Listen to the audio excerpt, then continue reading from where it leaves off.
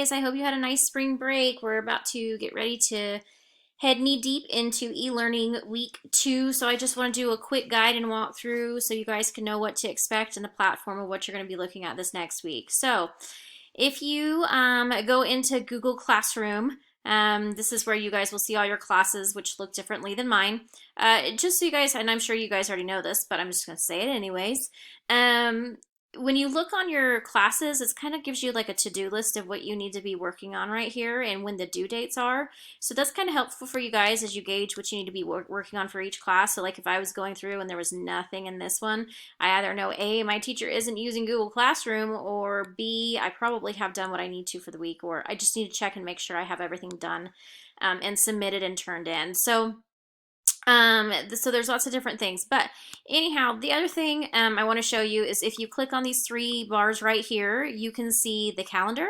If you click on the calendar, you can see all classes and find what you have for your due dates. And I'm not sure if you guys have it, but I have a handy thing here that's my to-do, and it lets me know everything that I need to be working on or what I have to get done to go through and grade. So this is kind of a good thing for me to be able to look at and see what I need to be working on and doing. So I just want to let you know that those are there. I'm not sure if you have that to do, but if you do, it's super helpful. So back into classes, I'm going to go ahead and click on our math class, whether it's 1B or 5A, they look the same at this point right now. And this is the format of where it comes. It comes straight into the stream.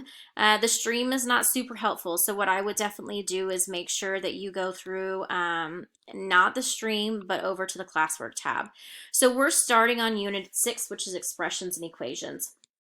And if you look right here, it has everything that we need. So the first thing that I have right here is Unit 6 Lessons 1 through 4 printable notes.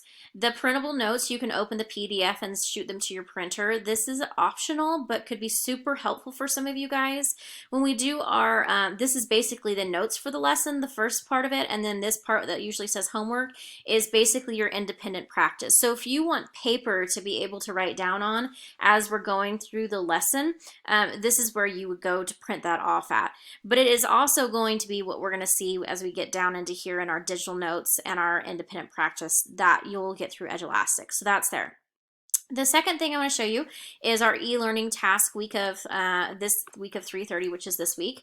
So we are going to go ahead and open up those slides, and this basically gives you when it's assigned, when it's due, and then you have 3 learning objectives for this week. So this is learning objective 1, and this is your task completion checklist to finish this learning objective. So ideally, guys, we'll do virtual lessons together right here, and this will probably maybe update or change, but join the virtual lesson being hosted on the 31st at 9 a.m. or watch the lesson recording following the time when I give the virtual lesson. This will be, you'll complete the virtual notes or the printed out notes as you watch the lesson, and then you'll go and do, and we're not going to call this homework, we're going to call it practice. You're going to go and do that independent practice after you watch the video and the notes. So you can kind of see where it goes through and does the same thing in each of these slides, and it tells you right here that your work can be found in Google Classroom. So I'm going to go really quickly and show you where that can be found in Google Classroom. So if we go back over to Google Classroom, this is where we were looking at our e-learning task. This right here you can see is 7th grade 6th unit lesson 1. These are your notes, practice. This will be notes, this will be practice. So you can see lesson 1, then these 2 are lesson 2, and then here is lesson 3. So you'll be able to see that aspect of what you're looking at right here. This is what was from last week. So if you did not finish last week, please make that your priority for Monday to make sure you get that done. Okay, so this is how we're going to format it. And what it will look like is we'll host the lesson. When I'm doing the video lesson, you are going to go into this right here. This is your notes, and you'll go into Elastic.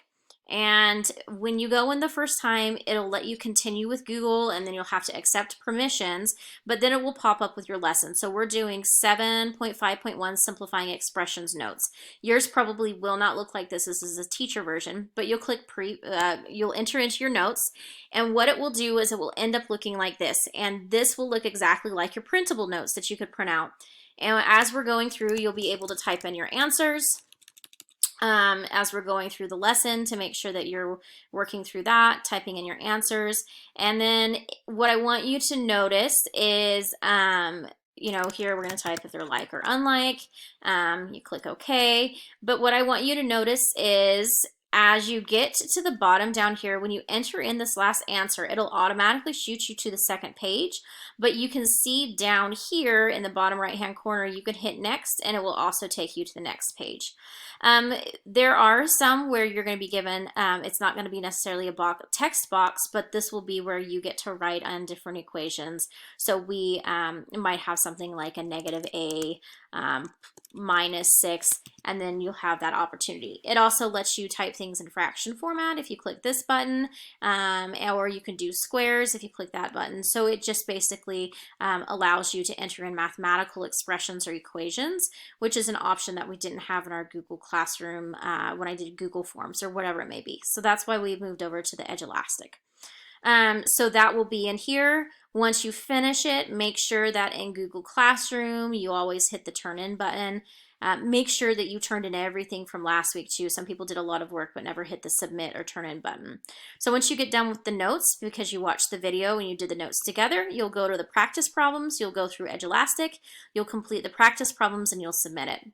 So ideally, line-wise, we're looking at 15 minutes for the notes and then about 15 minutes for the practice. So if you can commit 30, maybe 45 minutes to math each day for 3 days this week, you will have successfully completed what your math tasks are for the week. So I know this is a lot of changing and a lot of new things, but please make sure that you are working through there and you are very aware of what it looks like.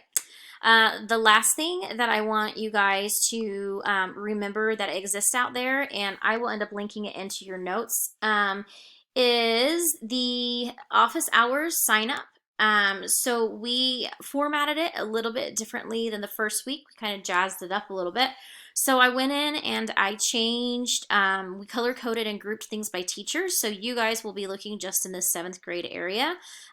Notice down here the tabs at the bottom of the screen. This one says Monday. We don't want to be on Monday because you won't have that time on Monday. So I'm actually going to delete that Monday one so you can't get confused by that. But there is Tuesday. We added AM virtual class times and PM virtual class times. So these essentially are teacher office hours. Teachers can host whole class meetings, but also this is the 10 to 12 time is your time to go in and say, hey, I need to meet with Mrs. Young and I want to try to meet with her at 10 o'clock. You put your name in there and I will send you an invite via Zoom, which is now what we're going to be working through instead of Google Hangouts. But you can see right here, Mrs. Adams has already put in that you have a virtual class time for Langham Lit for week 1, and this is on Tuesday at 2 o'clock. So she will share information with you guys as you go. So make sure you're aware of the scheduling and how you're able to reach out to your teachers if you need help. So if you're in 7th grade, my name is going to be on here several different times. Just put it in this purple area to make sure you have that preference. But you have to be aware if somebody here put in for me, you can't put in at the same time. So just know that's a little tricky there. But other than that, we should be good to go. But we can work through that. If you guys have questions, please shoot us an email. We are happy and willing to help. We want to be there for you. We know that this is different. We know that it's challenging. We know that it's stretching you as learners as you're learning to grow and become independent and learn a lot of great life skills, communication, being a risk taker, learning scheduling and organization. We're super proud of you guys. We miss you so much and love you dearly.